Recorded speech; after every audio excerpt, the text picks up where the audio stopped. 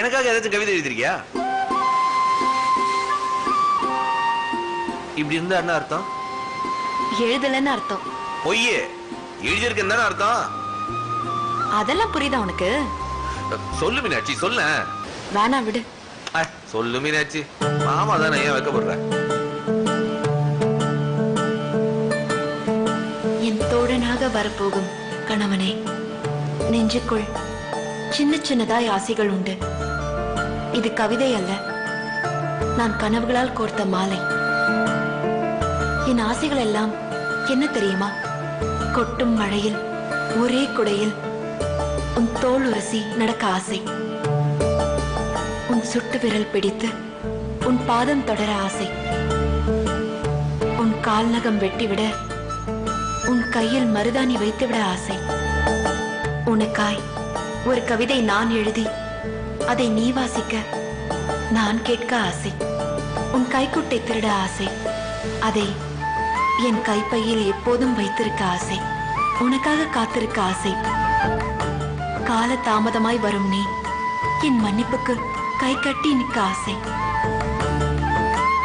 நீ சொல்லும் சின்ன சின்ன பொய்கள் எப்போதும் கேட்க ஆசை. நமக்குள் சின்ன சின்னதாய் வரும் சண்டைகள் ஆசை. அந்த சண்டைக்கு பின் வரும் சமாதானம் ஆசையோ ஆசை. உன் விரல் தொடும் மல்லிகை பூ தலை சூட ஆசை. உன் விழி சொல்லும் கவிதை வாசித்து பார்க்க ஆசை. மலை பாம்பாய் நீள்கிற தார் சாலையில் உன்னோடு ஒரு மிதிவண்டி பயணம் போக ஆசை. நீ குடித்த பாதி தேநீர் ருசி பார்க்க ஆசை. பௌர்ணமி இரவில் மொட்டை மாடியில் உன்னோடு நிலாசோறு உண்ண ஆசை.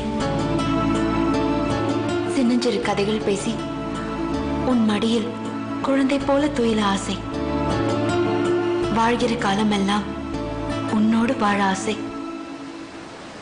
சாகிற போது மட்டும் நான் மட்டும் சாக ஆசை.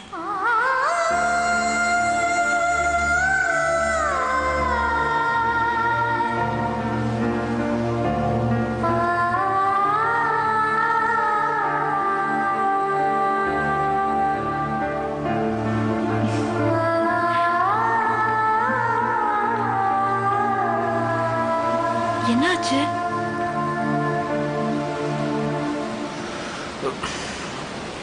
இல்ல, கண்ணுல ஏதோ மண் ஏதோ விழுந்துருச்சு. இல்ல, அழுறான். அதெல்லாம் ஒண்ணு இல்லன்றல. டேய் சரவணா, என்ன மீனாட்சி இப்படிலாம் எழுதுற?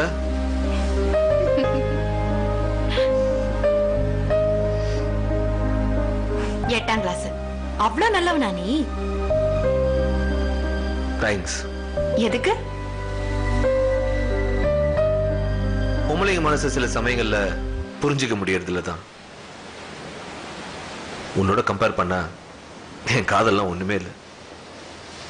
எனக்கு கோர்வையா சொல்ல வருது, உனக்கு வரல, அவ்வளவுதான் வித்தியாசம். அதான் நீ வாழ்க்கையாவே வாழ்ந்து காட்டுறியே, அதை விட கவிதை பெருசா என்ன? என்ன? Love you. Thank you. Welcome.